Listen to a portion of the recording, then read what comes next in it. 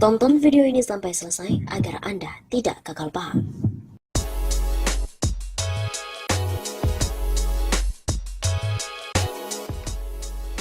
Membongkar 12 dosa besar Megawati di mata Rahmawati. Salah satunya adalah membangkitkan komunisme. Politisi Gerindra, Rahmawati Soekarno Putri telah meninggal dunia karena COVID-19. Semasa hidup, Rahmawati dikenal sangat bermusuhan dengan kakaknya Megawati Soekarno Putri. Bahkan, keduanya sudah lama tidak bertegur sapa sampai ajal memisahkan mereka. Rahmawati pada satu kesempatan pernah menyatakan terakhir bertemu dengan Megawati pada 2013 yang lalu, saat suaminya Taufik Kemas meninggal dunia. Rahmawati mengatakan bahwa Megawati kacau. Pada Mei 2019 yang lalu, Rahmawati pernah berapi-api membacakan dosa-dosa kakaknya di hadapan publik. Hal itu ketika Rahma menyampaikan unek-uneknya soal Megawati ketika dikulik jurnalis yang mewawancarainya. Dia bahkan tidak segan menyebut mantan Presiden RI itu sebagai sumber kekacauan untuk Indonesia. Ibu pernah bilang Megawati sumber kekacauan. Kenapa? Tanya jurnalis yang mewawancarainya.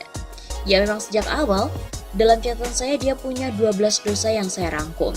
Salah satunya ketika dia menandatangani amandemen konstitusi kita, lalu penjualan BUMN dan masih banyak lagi.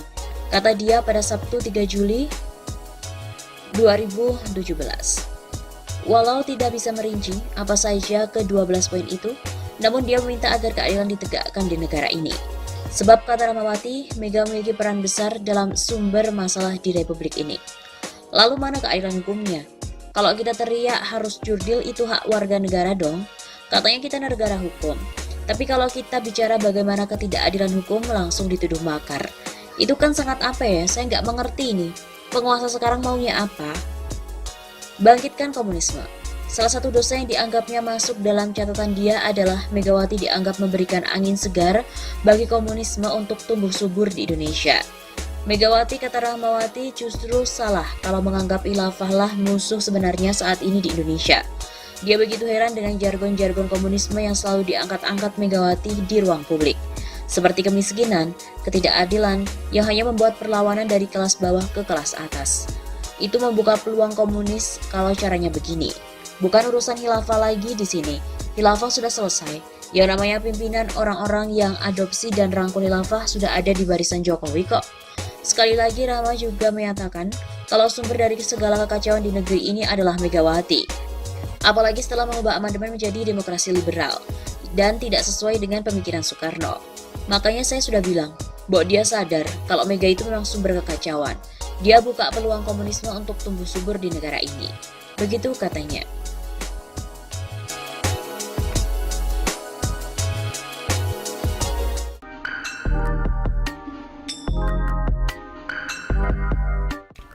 Apakah benar sebuah artikel yang menyebut Kominfo pastikan TMII dijual Megawati ke Cina? Gambar tangkapan layar sebuah artikel yang berjudul beredar narasi Megawati jual TMII ke Tiongkok. Menkominfo pastikan itu dan hal itu beredar di Facebook. Artikel tersebut dipublikasikan pada 14 April 2021 pukul 8.13 waktu Indonesia Barat. Gambar ini menyebar usai diambil alihnya pengelolaan TMII atau Taman Mini Indonesia Indah oleh pemerintah dari Yayasan Harapan Kita pada awal April lalu. Di bawah judul artikel tersebut terdapat teks tambahan yang berwarna merah, ungu, dan biru yang berbunyi, TMII kini dijual ke Tiongkok, bisa beralih jadi lahan properti dan penghuninya adalah Cina. Ada pula foto yang memperlihatkan miniatur wilayah Indonesia yang terdapat di TMII. Artikel tersebut diklaim diterbitkan oleh Kompas TV. Akun ini membagikan gambar tangkapan layar artikel itu pada 14 April 2021. Akun tersebut kemudian menulis, sudah Pak Harto difitnah memiliki TMII, padahal kini diambil Megawati, Madam Bansos, terus dijual ke Cina, astagfirullah.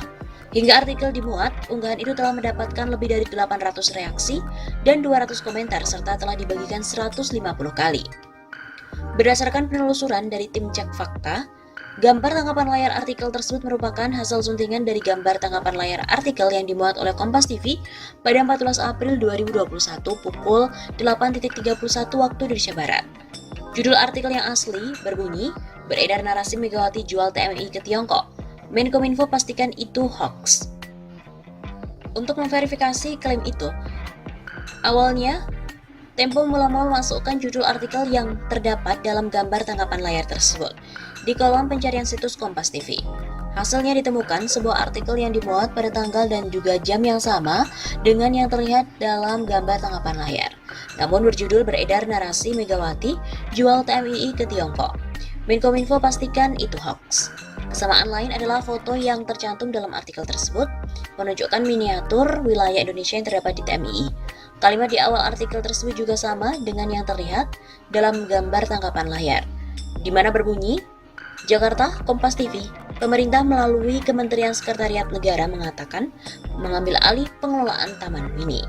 Sebelumnya memang beredar hoax bahwa Taman Mini diambil alih oleh Ketum PDIP Megawati Soekarno Putri, kemudian untuk dijual ke Cina. Menurut artikel dari Kompas TV tersebut, Kementerian Komunikasi dan Informatika atau Kominfo telah memastikan bahwa narasi itu adalah hoax. Klaim bahwa TMII diambil alih Megawati dan dijual ke Tiongkok tidak berdasar. Faktanya tidak ada informasi resmi dan juga valid mengenai hal tersebut. Kata Kominfo lagi dalam artikelnya. Artikel yang dimuat oleh Kominfo pada 11 April 2021, menurut Kominfo terdapat sebuah unggahan di media sosial yang menyebut, sudah Pak Harto difitnah memiliki TMII, padahal sekarang diambil si Megawati Madam Bansos, terus dijual ke Cina, astagfirullah. Narasi ini mengomentari gambar tangkapan layar artikel yang berjudul, ambil alih pengelolaan TMII, pemerintah bakal serahkan ke pihak lain. Menurut Kominfo, klaim bahwa TMII diambil Megawati dan dijual ke Tiongkok tidak berdasar. Faktanya tidak ada informasi resmi dan valid mengenai hal tersebut. Judul artikel pada berita tersebut juga benar adanya, namun narasi pada unggahan sengaja dipelintir dan dapat menggiring opini pembaca sesuai dengan kehendak pembuat informasi.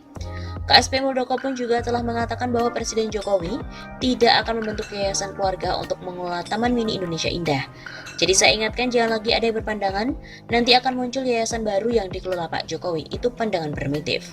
Kata Muldoko pada 9 April. Pengambil alihan TMII oleh pemerintah. Muldoko juga mengatakan ke depannya pengelolaan TMII akan dilakukan secara profesional oleh BUMN di bidang pariwisata. Menurut dia, pemerintah mengambil alih Taman Mini Indonesia Indah dari Yayasan Harapan Kita milik keluarga Cendana lantaran pengelolaannya terus merugi dari tahun ke tahun. Dia menyebut Yayasan Harapan Kita bahkan perlu mensubsidi TMII sekitar 40-50 miliar per tahunnya dan tidak ada kontribusi untuk negara. Pada 7 April 2021, Mensesnek Pratikno mengumumkan bahwa Jokowi telah menaikkan Peraturan Presiden Nomor 19 Tahun 2021 tentang pengelolaan Taman Mini Indonesia Indah.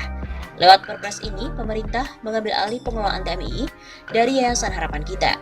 Yayasan ini sudah hampir 44 tahun mengelola milik negara ini. Dan kami berkewajiban melakukan penataan, memberi manfaat luas ke masyarakat dan memberi kontribusi terhadap keuangan negara. Pratikno juga mengatakan Yayasan Harapan Kita mesti menyerahkan kembali hak pengelolaan TMII ke negara. Ia pun juga memberi waktu masa transisi selama sekitar 3 bulan kepada yayasan itu untuk menyerahkan berbagai laporan terkait pengelolaan Taman Mini selama ini. Intinya, penguasaan dan pengelolaan Taman Mini dilakukan oleh Kemensesnek dan berarti berhenti pula pengelolaan yang selama ini dilakukan oleh Yayasan Harapan Kita. Dalam konferensi pers pada 11 April 2021 kemarin, Sekretaris Yayasan Harapan Kita, Tria Sasangka Putra, mengatakan bahwa yayasannya akan bersikap kooperatif terkait pengambil alihan Taman Mini. Kami menghormati terbitnya Peraturan Presiden Nomor 19 Tahun 2021 sebagai suatu produk hukum peraturan perundang-undangan negara dan tentunya akan bersikap kooperatif sesuai dengan kemampuan yang ada pada kami untuk menerima dengan tangan terbuka. Namun dalam kesempatan yang sama, Direktur Utama TMII Tan Ribali Lamo membantah bahwa pihaknya tidak pernah menyetorkan penghasilan TMII kepada negara. Audit BPK terhadap TMII pada 2018 sampai 2020 pun tidak menemukan kasus yang mengakibatkan kerugian negara. Tan Ribali juga menyampaikan hal itu sambil menunjukkan dokumen hasil pemeriksaan BPK. Pengelola tidak mungkin melakukan hal-hal yang melanggar aturan lantaran diawasi oleh BPK. Apabila Taman Mini tidak memberikan setoran, bagi hasil dan sebagainya, manajemen akan ditegur oleh BPK.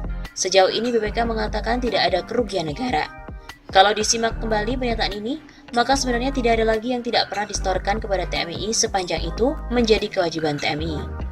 Berdasarkan pemeriksaan fakta, gambar tangkapan layar artikel yang berjudul beredar narasi Megawati jual TMII ke Tiongkok, Menkominfo pastikan itu adalah keliru. Gambar tersebut merupakan hasil suntingan dari gambar tangkapan layar artikel yang dimuat oleh Kompas TV pada 14 April 2021. Judul artikel yang asli berbunyi beredar narasi Megawati menjual TMII ke Tiongkok, Menkominfo pastikan itu hoax.